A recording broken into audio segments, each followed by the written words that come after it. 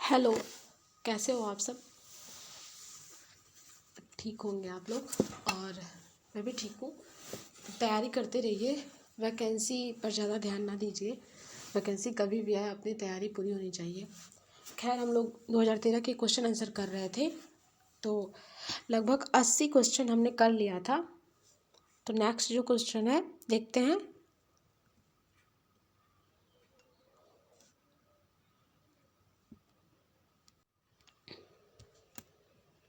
जो क्वेश्चन है, त्रिवार्षिकी भारत का प्रारंभ किस वर्ष हुआ था? त्रिवार्षिकी जो भारत में प्रदर्शनी मतलब लगती है, उसका आरंभ कब हुआ था, पूछा जा रहा है यहाँ पे। तो त्रिवार्षिकी भारत में जो प्रदर्शनी लगती है किस वर्ष प्रारंभ हुई थी? तो 1968 में प्रारंभ हुई थी, 1968 में। नेक्स्ट जो क्वेश्चन है, द मर्चेंट ऑफ वेनिस किसने लिखा? पुस्तक का नाम है the merchant of Venice. Merchant of Venice है। पुस्तक किसने लिखी थी? तो ये लिखी थी विलियम शेक्सपियर ने ये पुस्तक लिखी थी। नेक्स्ट जो क्वेश्चन है बहुत ही इम्पोर्टेंट कलाकार के बारे में, वेस्टर्न के कलाकार के बारे में पूछा गया है। प्रश्न है, लस्ट फॉर लाइफ पुस्तक किस कलाकार, लस्ट फॉर लाइफ जो पुस्तक है किस कलाकार के जीवन पर आधारित है? तो lust for life van Gogh के जीवन पर आधारित है। अगर इनका पूरा नाम देखा जाए कि इनका पूरा नाम क्या है, तो इनका पूरा नाम है Vincent van Gogh. Van Gogh इनका पूरा नाम है। इनका जन्म हुआ था 1853 में, 1953 में इनका जन्म हुआ था। और इनका जन्म हुआ था हॉलैंड में। आजकल ये भी ट्रेंड में है कि मतलब अक्सर पूछा जा रहा है कि कोई कलाकार है तो उसका जन्म कहाँ हुआ था। और ये भी ध्यान रखिए, पूछा ही जाता है शुरू मतलब आप प्रीवियस ईयर उठा के देख लीजिए या कोई भी पेपर उठा के देख लीजिए, आपको ये प्रश्न मिल जाएगा कि जो इम्पोर्टेंट कलाकार है उनका जन्म स्थान भी ध्यान में रखना चाहिए, आ जाता है एग्ज़ाम में। तो जो विंसेंट वॉन गॉग हैं, इनका जन्म हुआ था हॉलैंड में और 1853 में हुआ था। इनके ऊपर एक पुस्तक है जो कि लस्ट फॉर लाइफ इनके ऊपर लिखी गई है। वैसे तो इन्होंने कई सारी पेंटिंग बनाई थी, अभी जो ध्यान आ रहा है जैसे एक स्टारी नाइट इनकी पूछी जाती है, और एक है आलू भक्षी, पोटैटो ईटर करके भी वैन गॉग की पूछी जाती है पेंटिंग, जो कि इनकी जो आलू भक्षी है वो डच काल की थी। डच काल इनके जो कलाकृतियां हैं इनकी कलाकृतियों में मतलब दो समय मिलता है। जैसे पिकासो का नहीं हम लोग देखते हैं नीला काल, गुलाबी काल, ऐसे ही इनका भी जब पढ़ते हैं तो 1880 से 86 तक 1880 से 86 तक इनके जो पेंटिंग रही हैं उनको डच काल के अंतर्गत रखा जाता है। तो उसी में इन्होंने आलू भच्छी बनाई थी। नेक्स्ट क्वेश्चन देखते हैं कौन सा है। बनी ठनी, नेक्स्ट क्वेश्चन है, बनी ठनी पेंटिंग जिस दरबार के चित्रकारों की रचना थी वह था? तो बनी ठनी आपकी जो पेंटिंग है वो किशनगढ़ से संबंधित है। बहुत ही इंपॉर्टेंट क्वेश्चन है, कई बार परीक्षा में पूछा गया है। राजस्थानी किशनगढ़ किस शैली से संबंधित है? राजस्थानी शैली से संबंधित है। बनी ठनी जो पेंटिंग किशनगढ़ के दरबार के चित्रकारों की रचना थी। निहाल चंद की ये पेंटिंग थी, कई बार पूछी जा चुकी है। नेक्स्ट क्वेश्चन है, कोई नाम, चिन्ह या अन्य तरीका जो किसी कंपनी को उसे प्रयोग करने का न्यायिक अधिकार प्रदान करता है उसे क्या कहते हैं? तो उसे कहते हैं ब्रांड, ट्रेडमार्क, सॉरी, इसे ट्रेडमार्क करते हैं। कोई नाम, चिन्ह या अन्य तरीका जो किसी कंपनी को उसे प्रयोग करने का न्यायिक अधिकार प्रदान करता है उसे क्या कहते हैं? ट्रेडमार्क कहते हैं। नेक्स्ट जो क्वेश्चन है, जॉन सेनेफेल्डर ने किसका आविष्कार किया था? तो जो जॉन सेनेफेल्डर थे उन्होंने लिथोग्राफी का आविष्कार किया था। और लिथोग्राफी की जो खोज हुई थी वो 1798 में हुई थी। एक और ऑप्शन में है इंटेग्रियो प्रिंटिंग। इंटेग्रियो प्रिंटिंग की जो खोज की थी वो डेनियल हॉपर ने की थी, इंटेग्रियो प्रिंटिंग की। नेक्स्ट क्वेश्चन देखते हैं, भारतवर्ष में प्रकाशित पहला अखबार कौन सा था? तो भारतवर्ष में प्रकाशित पहला अखबार था बंगाल गजट, जो इसका प्रकाशन हुआ था 1780 में। बंगाल गजट मतलब प्रकाशन हो रहा है 1780 से। नेक्स्ट क्वेश्चन देखते हैं, टेलीविज़न मीडिया पर प्रचार की कीमत का आधार क्या है? क्वेश्चन है, टेलीविज़न मीडिया पर प्रचार की कीमत का क्या आधार है? तो जो टेलीविज़न मीडिया होती है उसका प्रचार पर कीमत का क्या आधार होती है? समय होता है। रस उत्पत्ति, अगला क्वेश्चन है, रस उत्पत्ति को सबसे पहले किसने परिभाषित किया था? रस उत्पत्ति को सबसे पहले प्रकाशित किया था भरत मुनि ने। इनकी पुस्तक भी नाट्यशास्त्र, इनकी कौन सी पुस्तक है? एक मिनट, भरत मुनि ने नाट्यशास्त्र नामक पुस्तक लिखी थी। नाट्यशास्त्र इनकी है, भरत मुनि की। तो क्वेश्चन ये था कि रस उत्पत्ति को सबसे पहले किसने परिभाषित किया था? तो भरत मुनि ने किया था। और इनकी पुस्तक है नाट्यशास्त्र है, नाट्यशास्त्र इनकी पुस्तक है। और इसमें क्या मिलता है? कला शब्द का सर्वप्रथम यथार्थवादी प्रयोग किया गया था वो इसी नाट्यशास्त्र में किया गया था। कला शब्द का यथार्थवादी जो प्रयोग किया गया था सबसे पहले, वो किया गया था इसी नाट्यशास्त्र में, जो कि भरत मुनि द्वारा लिखित है। और रस उत्पत्ति को सबसे पहले इन्होंने ही परिभाषित किया था। आगे देखते हैं। नेक्स्ट जो क्वेश्चन है वो अमृता शेरगिल के बारे में है। अमृता शेरगिल, पूछा क्या है, अमृता शेरगिल की मृत्यु किस शहर में हुई थी? तो अमृता शेरगिल की मृत्यु हुई थी लाहौर में। लाहौर में इनकी मृत्यु हुई थी।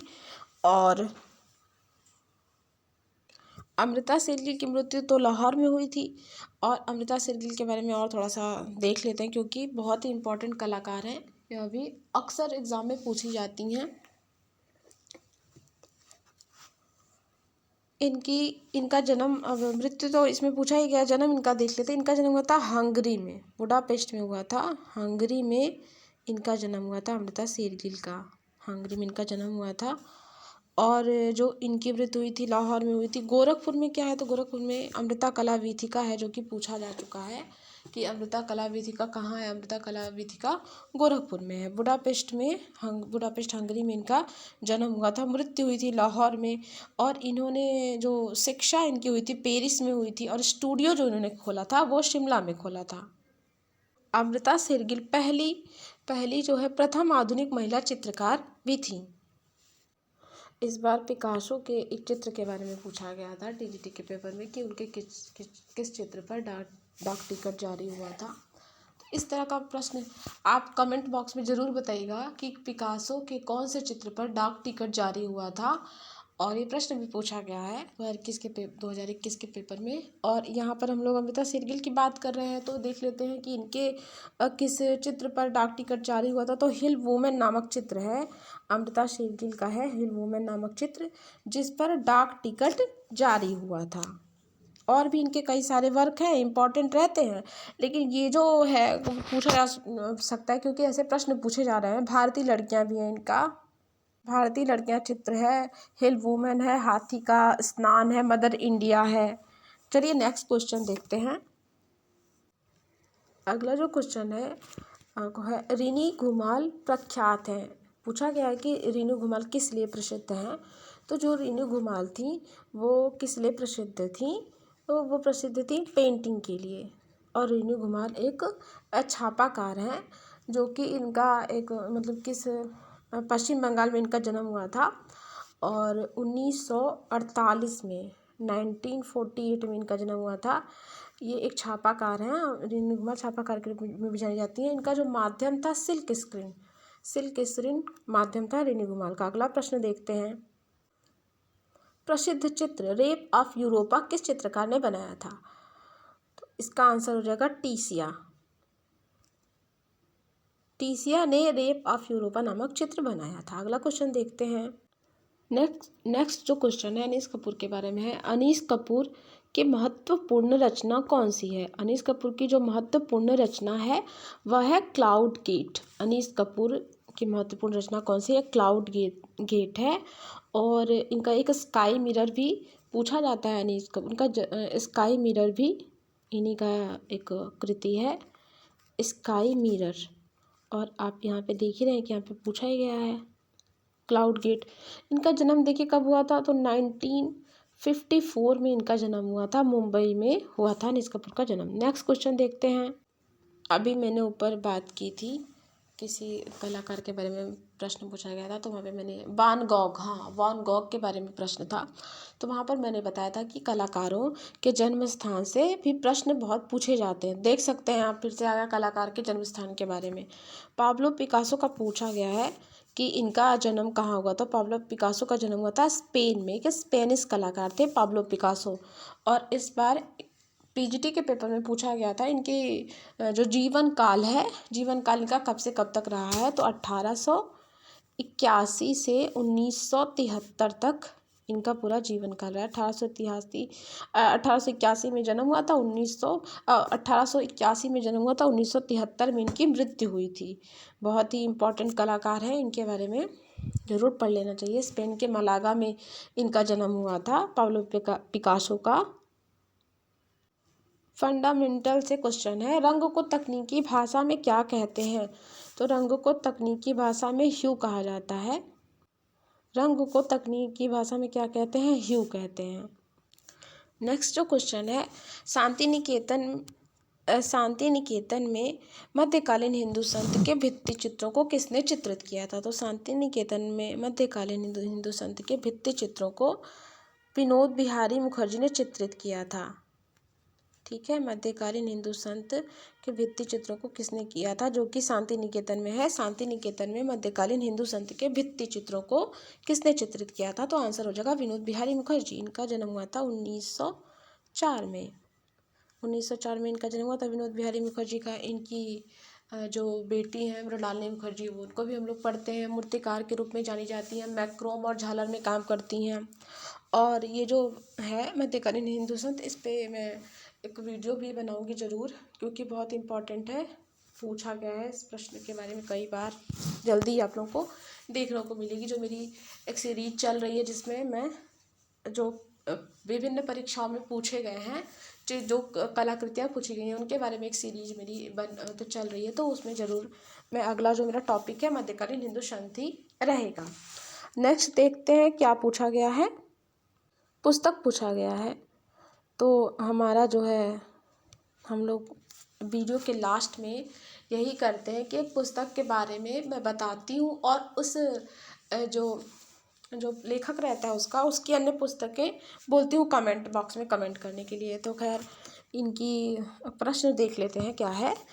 Myths and symbols in Indian art and civilisation नामक जो पुस्तक के लेखक कौन हैं। एक बार और इसका मैं क्वेश्चन पढ़ देती हूँ, ध्यान रहेगा। Myths and symbols in Indian art and civilisation, book का नाम है myths and symbols in Indian art and civilisation नामक जो पुस्तक है, उसके लेखक कौन है पूछा गया है। तो उसके लेखक है हेनरिक जीमर। हेनरिक जीमर की ये पुस्तक है, हेनरिक जीमर की। तो यदि इनकी कोई पुस्तक याद हो तो ज़रूर कमेंट बॉक्स में कमेंट करिएगा। नहीं याद है तो आप जो अन्य ऑप्शन में देख लेते हैं कौन कौन है। तो आज आप हमें जयाप्पा स्वामी द्वारा जो लिखित पुस्तकें हैं, स्टेला क्रैमरिस, आपको हाँ, तो स्टेला क्रैमरिस की आपको कुछ जो पुस्तक याद हो वो आप बताइएगा, ठीक। और हेनरिक जीमर की तो ये है ही myths and symbols in Indian art and civilisation. Anant Kumar Swami के बारे में भी हम किसी वीडियो में एक्सप्लेन कर चुके, कि उनकी पुस्तकें हम लोग देख लिए थे। फिर आपके मतलब जयाप्पा स्वामी और स्टेला क्रैमरिस की आपको पुस्तकें ध्यान हो तो कमेंट बॉक्स में कमेंट जरूर करिएगा। नेक्स्ट क्वेश्चन देखते हैं। शांति निकेतन किस जनपद में है। तो शांति निकेतन किस जनपद में है। तो शांति निकेतन है बीरभूम में है शांति निकेतन। बोल्टिंग क्लॉथ का उपयोग किस प्रिंटिंग प्रेस में किया जाता है। प्रश्न है बोल्टिंग क्लॉथ का उपयोग किस प्रिंटिंग प्रेस में किया जाता है। तो बोल्टिंग क्लॉथ का उपयोग किया जाता है सिल्क स्क्रीन छपाई के लिए। नेक्स्ट जो क्वेश्चन है, दिलवाड़ा मंदिर कहाँ है पूछा गया है। दिलवाड़ा मंदिर कहाँ है। दिलवाड़ा मंदिर जो है माउंट आबू में है। दिलवाड़ा जैन मंदिर के बारे में थोड़ा बहुत देख लेते हैं। दिलवाड़ा जो है पूरा नाम होना चाहिए था दिलवाड़ा जैन मंदिर कहाँ पर है, माउंट आबू में है। और दिलवाड़ा जैन मंदिर के बारे में एक चीज़ ध्यान रख लेते हैं कि यह मंदिर सफ़ेद संगमरमर से बना हुआ है, सफ़ेद संगमरमर से बना हुआ है और इसका गर्भगृह जो है वो काले पत्थर से बना हुआ है इस मंदिर का। और बनवाया किसने, मतलब कहाँ पर है, ये तो पता चल रहा है कि दिलवाड़ा जैन मंदिर मतलब राजस्थान में, राजस्थान में सिरोही जिले के माउंट आबू पर्वत में है यह मंदिर, अरे दिलवाड़ा जैन मंदिर। और यह कितने मंदिरों का समूह है, तो 5, अरे 1 मिनट, यह जो है 5 मंदिरों का समूह है, माउंट आबू में है, 5 जैन मंदिरों का समूह है। और यह किनके द्वारा निर्मित किया गया था दिलवाड़ा जैन मंदिर को, तो सोलंकी शासक भीम प्रथम जो थे, एक सोलंकी शासक थे, इन्हीं के द्वारा दिलवाड़ा का जैन मंदिर बनवाया गया था। तो एक बार और इस चीज़ को हम रिवीजन कर लेते हैं, प्रश्न को, इम्पॉर्टेंट प्रश्न है। ये जो मंदिर है राजस्थान में स्थित है, हमने क्या क्या देखा, राजस्थान में स्थित है, सिरोही जिले में है, माउंट आबू पर्वत पर है और दिलवाड़ा नामक स्थान पर है। 5 जैन मंदिरों का समूह है। इसका निर्माण किसने करवाया था, सोलंकी शासक भीम प्रथम के मंत्री बिमल शाह वाजपेयी ने इसका निर्माण करवाया था। तो ये थे कुल 20 प्रश्न थे। नेक्स्ट जो है हम लोग अगली वीडियो में आगे के प्रश्न करेंगे और आप लोग पढ़ते रहिए, ध्यान अच्छे से पढ़ते रहिए, क्योंकि वैकेंसी कभी भी आए, हालांकि ऐसी सुगबुगाहट है कि वैकेंसी जल्दी आएगी, पर उन सब बातों पर ध्यान ना देकर आप पढ़ते रहिए, क्योंकि वैकेंसी के पहले आप जितना तैयार कर लेंगे उतना ही अच्छा रहेगा। Thank you, keep watching and sharing.